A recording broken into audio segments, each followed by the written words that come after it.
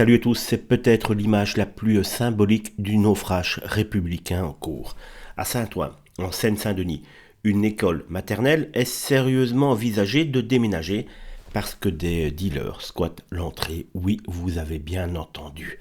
L'annexe de l'école maternelle Émile Zola, située au 15 passage Elisabeth, est menacée de fermeture.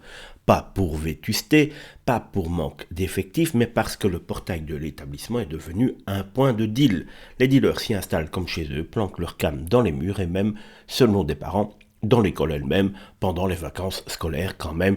Ils respectent ça, ils ne vont pas mettre leur drogue quand les gamins sont là.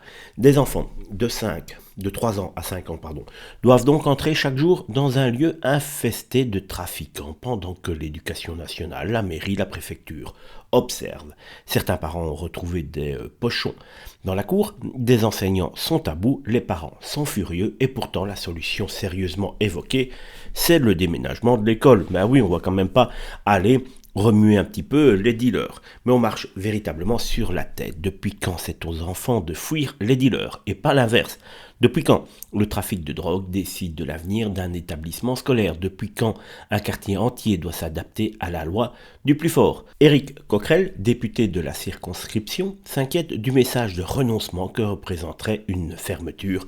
Mais on y est déjà, le message est limpide. L'école recule, les voyous avancent, c'est la République qui bat en retraite. Merci qui? Merci Manu. Et pendant ce temps, les responsables parlent, communiquent, s'indignent mollement, mais aucune opération massive de sécurisation ne semble être lancée. Moi, je te réglerai le problème en 2 coups de cuillère à peau. On préfère laisser pourrir la situation et on ose parler d'égalité des chances. Mais dans quel pays un enfant de 3 ans doit passer devant des dealers pour apprendre à lire?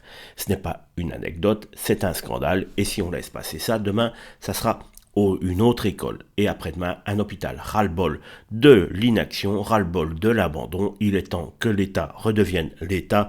Vivement 2027, qu'on zappe un petit peu ce clown qui a fait que cette France est véritablement à la dérive depuis maintenant des mois et des mois. On n'en peut plus.